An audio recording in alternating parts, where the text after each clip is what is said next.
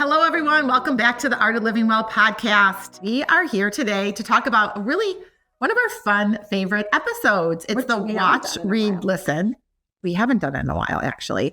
And honestly, we would love to do it more frequently because I just think it's fun and light. And I personally love getting recommendations for what I'm watching, reading, and listening to from friends. And we're always sharing. I mean, that's honestly how the podcast was started, because we were just sharing other people's podcast episodes. Yes. I love recommendations, especially from like-minded people, because it's like, who wants to get into a book and then be like, oh, this is awful, or a show or whatever. And I just like knowing that someone else recommended it. But I also like discovering new ones on my own as well. And I'm always sharing. I mean, I'm probably oversharing with my family, podcasts and just other things in general, right?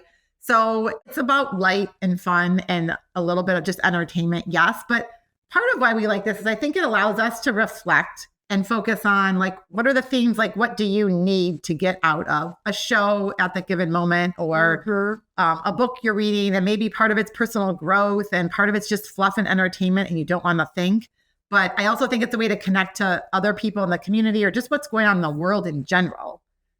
And so it's kind of a powerful, I'm taking this a little deeper than we normally do here. I know, I couldn't agree more. And actually, when you think about what I'm watching and reading and listening, that makes so much sense. Yes. I'm just going to dive right in because you gave me the perfect opener. Yeah. So I watched this show on Netflix called The Life List. That was on my list too. So my parents recommended that I watch it. And I was like, okay, my parents don't recommend a lot of things to me very often. And they're like, you're going to really like this. So I sat down with Jordan and Gabby to watch it. And the first few minutes of it, we were all kind of like, like we weren't that into it. They definitely weren't into it. But there was something still, like, I think it was the title, The Life List, that resonated with me. So we turned something else on. And then the next day, I was doing some treadmill work and I decided I was going to put it back on. So I put it on and I really got actually sucked into it. And I really, really liked it. And it was really about self-discovery and legacies and just following your heart and not doing what's expected of you. And that so much of that is what my memoir is about, my song Unleashed. So, and it made me want to have my kids write a life list. I remember in the summer when they were younger, I would have them write a summer bucket list. Like every summer at the beginning of the summer, we would sit down. I'd be like, okay, guys, write your summer bucket lists. And then we would try and do the things on the bucket list. And so that was kind of the premise of the movie. It's really about this girl's deceased mother who left her these video messages and all the things she wanted her to do on this list, which the girl had written as a young girl in order to get her inheritance. Yeah. But the mom it really wasn't about the inheritance. The mom was really trying to get the girl to live to be her authentic self. And I really loved it. What about you? I loved it. So I texted you, I think. You texted it to me. So I started watching it and I loved it so much. I actually liked it really within the first 10 minutes that I stopped it and I made my daughter, who was home with me for the weekend, and we watched it together. Aww. And it is perfect for honestly what she's just going through right now. And I had similar thoughts about who she was when she was younger. And then life gets busy and expectations get put on you and you get messages from the outside and you're not tapped into who you truly are. I think it's amazing. I love it. And I would highly recommend it. The message is, and it's entertaining too. And so think about what's on your life list. Okay, I like this idea. I'm going to have my kids do a life list this summer. And I feel like I want to find my kids' lists because I bet I can dig them up from when they were younger. It would be really fun to see how they've changed as they've matured and grown. You know, it's funny. We had this summer nanny. It was our summer sitter who became our nanny. And she always created a summer bucket list. We have it on a poster board. It's still in our garage. Oh. It must be 6 or 7 years old. I'm going to take a picture of it. You should. And it has all their things on their summer bucket list. And it was all color code. I mean, it was actually really kind of pretty. And we still have it. We've left it up there. I mean, it's literally, I don't know why it's still there, but I see it all the time and it just makes me smile. So I also would echo Marnie's recommendation for the life list. We've both been watching quite a bit, or we were this spring and winter when we were doing our training. Mm-hmm. And that's when I tend to watch more shows when I'm on a treadmill because it's just god awful. And at this time of year, I want to be outside. So 2 things I was watching was I watched Apple Cider Vinegar. Okay, that's on my list too to discuss. Yeah, and that's another good one because it's, in our space. And if you haven't watched it, it's a Netflix series and it's the Australian. And there's basically the premise is there's this character who's committing fraud.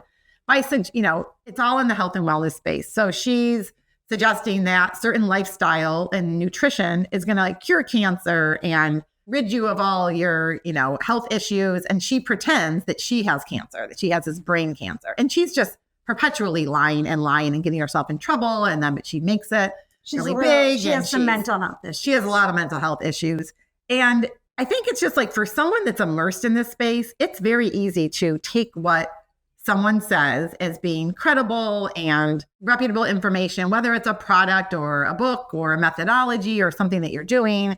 And I think it's good for us to all take a step back and make sure, is this a trusted, credible source? Or is it just something we're picking up and following on social media and the person doesn't really know? But when you have a serious health issue, you need to make sure you're tapping into the right medical professionals in a holistic way. And I just want to say it's also really hard to know when your sources are good, right? Yeah. You have to actually know how to research something because there's so many different sources out there and they're funded by different things. And so to really get yourself to think critically about all this wellness information. And for me, I think watching this and, so Stephanie mentioned the girl that was lying about her cancer. Simultaneously, they were showing another woman who actually had cancer. And she was also doing all of this holistic stuff like juice cleanses and going to retreats and all this stuff that we talk about often on our podcast. And it's all good stuff but she was completely denying Western medicine. And for her, the outcome wasn't very positive. We don't want to give it all away. No, we don't want to give it away. But it is important to really do your research and don't just listen to what one person tells you. Well, I think the other thing that was clear with that character is that the orthorexia type of, she would freak out if things were not 100% organic and wanted to see the ingredient list every time she went somewhere. And that aspect of stress, that mental stress, is also taxing on your body. Absolutely. And you have to live your life. When Marnie and I were in the Grand Canyon hiking or we're out of town, we're not worried about that. I mean, we're trying to pick things that we generally want to eat. And yes, that's going to be more plant forward, clean protein and all that stuff. But we're not freaked out and worried about that. So I think it's balance and moderation was also, and it kind of shines a little bit of a mirror on you if you are someone that is getting too obsessed about what you're eating all the time. Right. But this show did not portray the wellness industry in a positive light, I would say, in general. Yeah. And I thought as a wellness practitioner, we're both wellness practitioners, I thought it was a really good show for me to watch, to understand, just to see that the other picture. It's the other side, because I'll tend to watch a lot of documentaries. If I'm going to watch a documentary, it's something that's more favorable of what I'm already believing and trying to do myself. And sometimes you do have to shine the mirror on the other side. And maybe that's not a true accurate depiction, but there is some of that. And a few bad eggs can kind of spoil. Yeah. And this was based on a true story. So I was Googling all about it afterwards because I was so curious. Yeah. And the woman that, lied about having cancer went to jail. Yeah. This, right. So we highly recommend. It's a limited series, Apple Cider Vinegar. It's on Netflix. Check it out. Yes. And then the other show that I started watching a little bit ago, and as we record this, I think I'm on hour 6, is The Pit, which kind of takes ER, if you remember ER with Noah Wiley, right? And 24. So it's in the 24 format. So every episode is another hour. Interesting. But it's an ER in Pittsburgh. And so it's an updated, refreshed version of ER, as we remember. And a lot of us grew up watching that show. I mean, I think I started watching that in college. And it starts at 7 a.m. and it goes through, and I'm on hour 6. And so it's updated cases, though. So you've got the fentanyl, teenagers that are dealing with stuff that didn't even exist when ER was around, right? And so it's fun and fast-paced and entertaining. I've heard of it, but I haven't watched it. No, it's good. So we started watching a show that I don't know how I feel. There's been so much press about it, which is why I wanted to watch it, called The Four Seasons. Oh, yeah. And it's with Steve Carell and oh my gosh, I'm blanking on the woman, the comedian. She's so funny. Yeah. She was in Mean Girls. As the teacher, I'm having a Is it Tina Fey? Yeah, Tina Fey. Okay. So it's the two of them, and it's about these three couples that have been friends for years, and they travel together. And we only watched like 1.5 episodes, so we're not very into it. But I thought it was going to be funny, because of who's in it, and that's why I kind of chose it. And it's pretty serious. It's like people in their midlife, and one of the marriages is falling apart, right. And I haven't gotten very far into it, but I so far was not like, okay, this is a fun light show. Because I have it saved I'm not writing it off yet because, like I said, there's been so much press about it that I'm curious to see more, but the jury's out. Yes. And hopefully the next time we record this show, some of our favorite shows will be into the next season. Yes. Because there's like a few that I am dying to wait. And I know they're coming. I just don't know when. And I'm not a big TV watcher in the summer at all. No. So we'll see. Yes. We'll see. Okay. So reading. So I've read a lot of books recently. And I mentioned on a different episode, but as soon as we got back from the Grand Canyon, I started Over the Edge, Death in the Grand Canyon. I don't know why you'd want to read that before, actually. Because, that's why I didn't, because I was kind of scared to read it. But I'm so glad I'm actually listening to it. And some of it is, it's a little long, whatever, but it's basically going through all the ways you can die in the Grand Canyon, which is really important to know if you're doing any kind of extensive hiking there. You do need to know about the dangers. And like they talk about so many places that we were there, and we were so lucky with our weather. Yeah. Like a lot of the times when people that are healthy and seem fine go south is in that heat. Right. So we were really, really lucky. But it also talks a lot about the Grand Canyon history, and it goes back a lot and talks about different, explorers. And I find it super interesting. Yeah. So it's kind of a nerdy book, whatever, but I do like it, and I'm going to keep reading it, listening to it. And I do recommend, if you're going to do any kind of extensive hiking in the Grand Canyon, it's probably worth reading or listening to. Maybe I'll have to borrow yours and read it after. So one book I finished not that long ago was The Frozen River, and I had never heard of it, and it got recommended to me from a friend. And it's like this historical fiction, historical mystery. And it's this midwife from the 18th century, you told me about this that. Martha Ballard. And, she is just this unsung heroine because no one really has ever heard of her, but what she did. And so it starts out taking place where like someone dies in this frozen river, and it's this town in Maine, and it's like really cold for we think it's cold in Minnesota. I think in this book, it's cold for like 7 months. And so it goes through, this midwife is asked to examine this body and give her opinion. And then this like Harvard or Yale trained doctor comes in, and they, have this confrontation, and it goes through like she uncovers what happened and back then, like women weren't given as much like authority, and just people didn't believe in them, sadly, as much.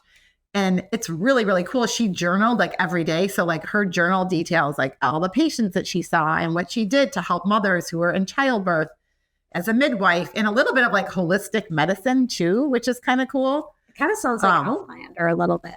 Yeah. It reminds me of Outlander. Yeah. So it's just very layered and clever, and like to the point that you are dying to know, like you have to read that end. And I left this book on the airplane, and I had maybe 15, 20 pages. And I was so bummed because you don't want to like buy a new book, but I couldn't kick myself.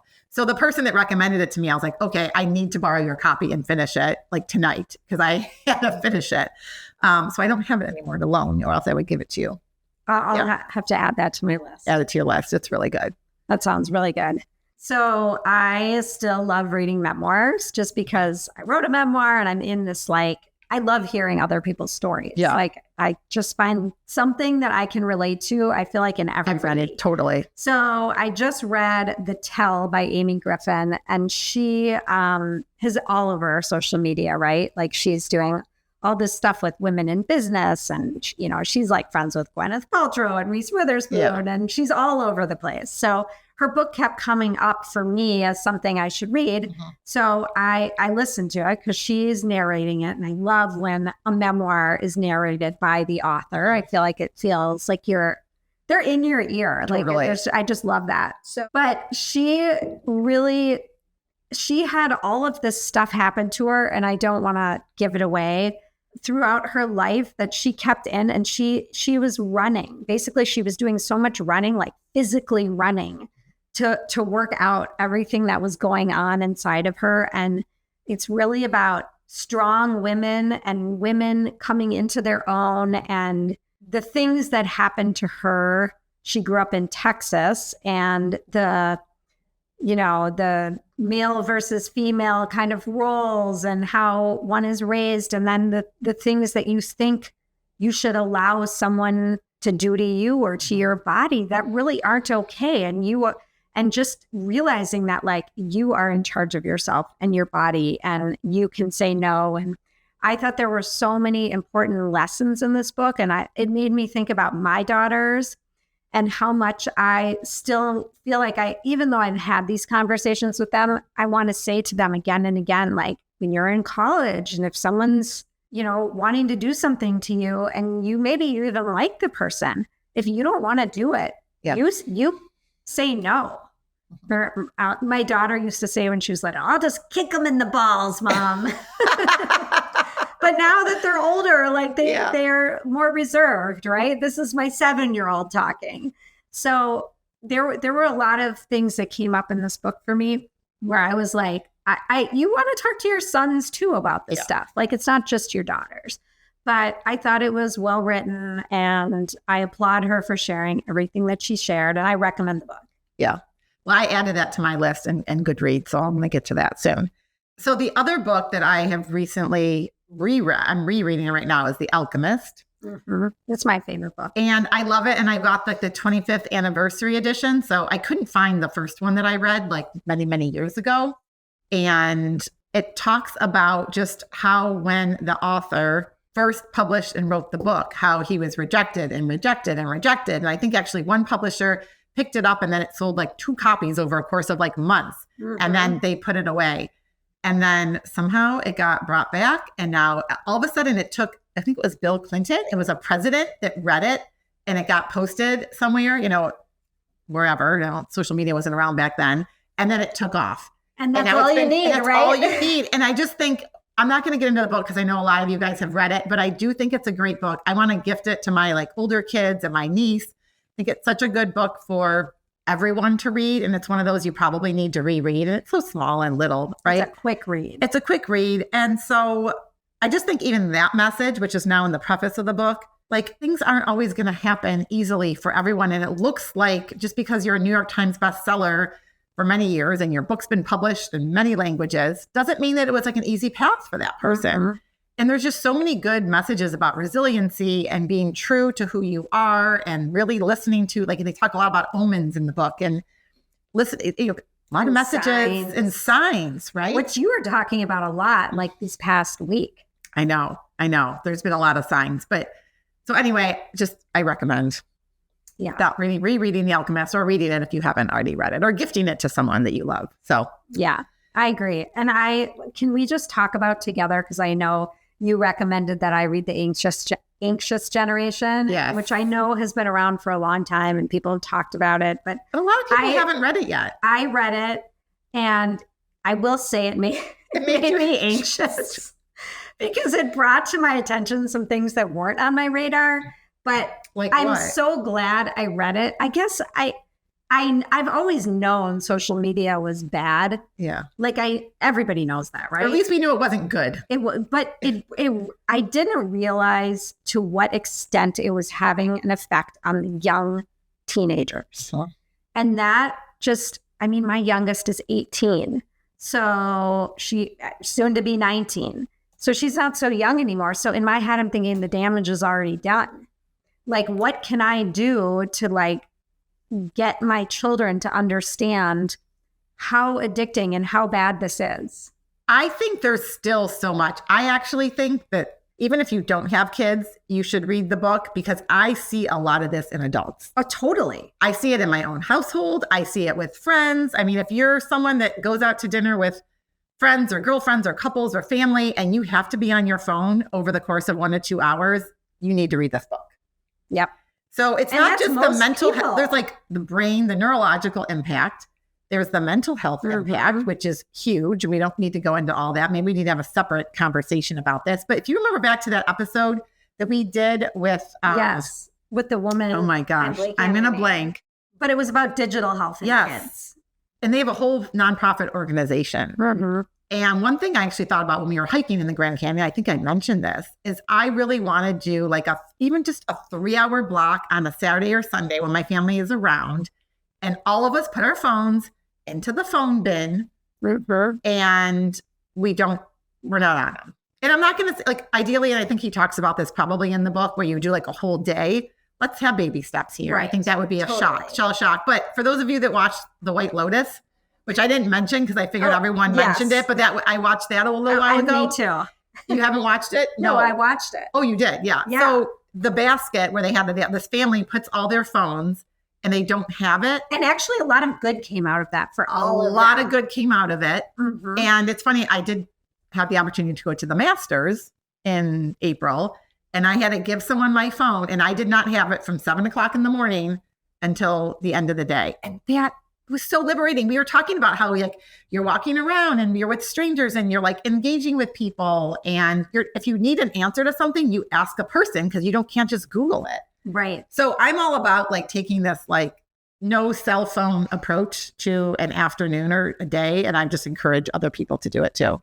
Yes. And the book made me realize how much I feel like cell phones take away from face-to-face communication and relationships. And like my husband, Jordan, was asking me not that long ago, like what I wanted for something. Like he was asking me about a tangible gift. And I was like, do you know what I want? I want you without your cell phone. Yeah. I don't want you looking down at your phone when I'm talking to you or when we're having dinner or whatever. I want you to put the cell phone across the room and give me time when we're together. Right. That's what I want. I'm like, I don't need anything material. I want your attention.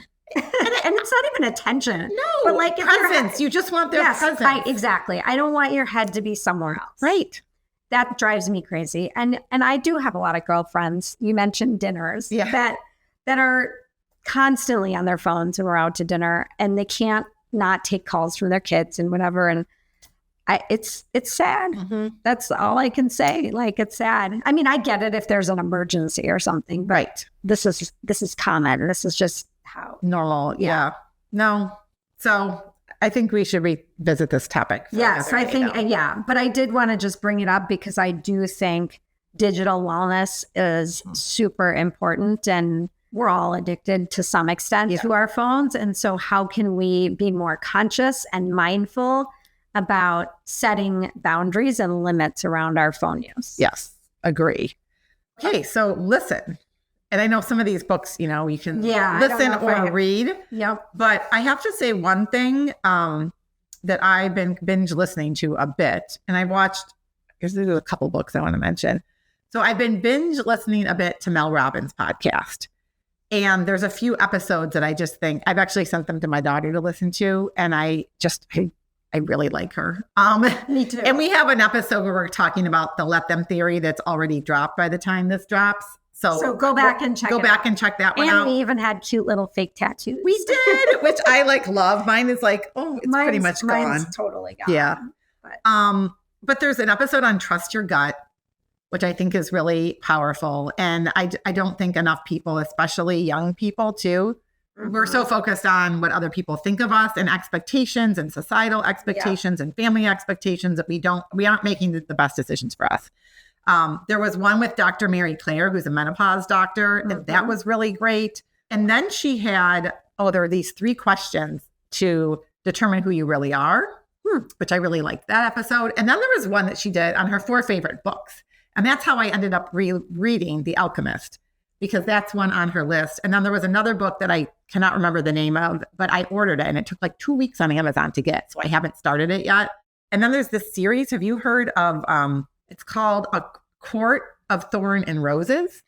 I've seen that. I have not read it, but I have seen it. I haven't, and it's not a genre that I would typically gravitate to. Like, it's not Harry Potter, but it's sort of more in that little bit mystical realm. And so I'm going to start listening to it on Audible. But she swears by it, and she had like her daughters got her into it, and they all listened to it. She got her husband to listen to it. So I was like, okay, if Mel's recommending it, I'm going to go for it. So that's what I've been listening to. But the other book, and you were speaking of memoirs, this is kind of a weird one. The title is not great. I'm glad my mom died. Oh, have you heard of this? No. So it's this memoir. It just popped up on my feed. I don't know why. I'm like, what does this tell me? Oh boy. Yeah. So it's this Jeanette McCurdy, who is a childhood actress. So she's younger. So she was in like iCarly and all these types of shows. Yeah. And again, my kids weren't the right age to watch it when I think she was big. Mm-hmm. So it's her life as a childhood actress and her relationship with her mom, which was very codependent, and some of her addictions. And again, I think you can still take away something from it. Okay. I did like it. And it's like, wow, that's going on. Like, it's kind of eye-opening, disturbing, but also you're like, wow. But yet, I don't know. I did like it. Okay. So interesting. The title really throws you for a loop. Yeah. It's not a title I would pick, but it gets your attention. Right. So what have you been listening to? I mean, I listen and read simultaneously, so it kind of gets jumbled, but I've been doing the soak frequencies again a lot, which I took a long break from. And then my daughter told me she was using them when I unsubscribed. So I'm like, I need to resubscribe. Yeah. So I've been listening to those frequencies quite a bit. And I really like those. And we'll talk about those. We'll link it up in the show notes. But basically, there's different frequencies, which are like tones, right? That resonate with your body. I don't know how else to explain it. We have a whole episode on it that we'll link with the up. founder. But there's different frequencies that I've subscribed to on the phone. And there's like a sleep frequency, a pain frequency, a success frequency, a hormonal frequency, a happiness frequency. Like there's all like these different ones. Yeah. And you can pick like nature, which is like a burbling brook or the birds chirping or the ocean waves. Or you can do music, which is like very campy, acoustic sounding music, or otherwise you can just listen to the frequencies, which I don't like at all, or just like these different tones. So I'll put those on a lot, like while I'm working or while I'm taking a walk or whatever it is. And I find them relaxing. Yeah. Like I really think it makes a difference in my body stress, even if I don't feel mentally stressed or if I do. So I've been doing that. I've also been listening to music. Yeah. Like that seems so archaic. Oh my gosh. But like lately, I've always loved music and I forgot how much it pumps me up. Yeah. So like in the car, like I went through a phase of many years where all I was listening to was podcasts.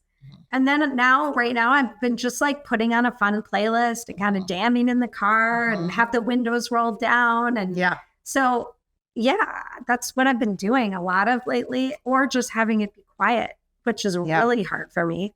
So I've been trying to take in more quiet time, which I've been challenging myself to do.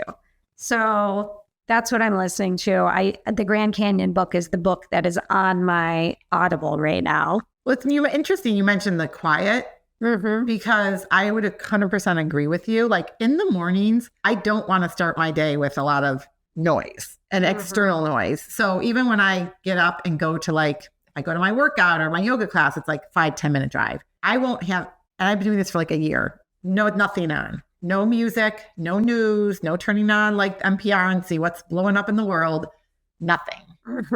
And there's certain times when I'm in the car that I don't want anything. Yeah. And then when I'm with my kids, we listen to music because I know they don't want to listen to all this stuff I'm listening to.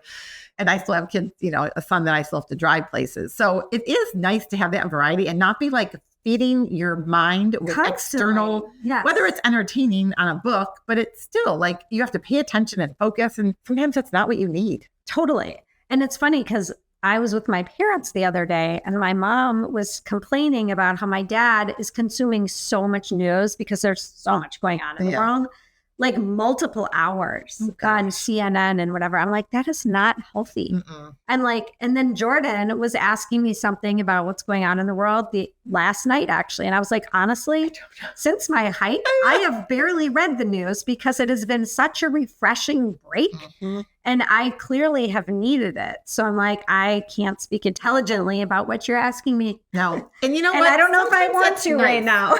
I agree with you. I came back last weekend. I was like, God, I hope nothing really big happened because I don't know what's going on. But then if you think about it, there is going to be something big that happens like every hour of the day at this point. And so you don't hear about it for 3 or 4 or 5 days. And maybe it's really ends up not being that big of a deal and something that you didn't even need to waste your brain space, your mental capacity, getting worried and anxious about something that just all of a sudden, like the stock market, it changes like every day. Right. And so like maybe you just check in on a weekly basis because did your stock portfolio change that much, over the course of a little bit longer? But the anxiety and the stress that it creates and the damage that that's doing inside of you is worse than hearing it. I don't know. Totally. Anyway. Yeah. Well, we would love to hear from you. What are your favorite? What are you books, watching, reading, listening to? Exactly. Any thoughts? And hope you're having a great summer. And make sure you subscribe to our newsletter because we will keep you up to date on other community events that we're having, our next hike for Minnesotans, and just other programs that we're going to be running starting in the fall. And that's at theartoflivingwell.us/join. Yeah. And have a great day. Bye-bye.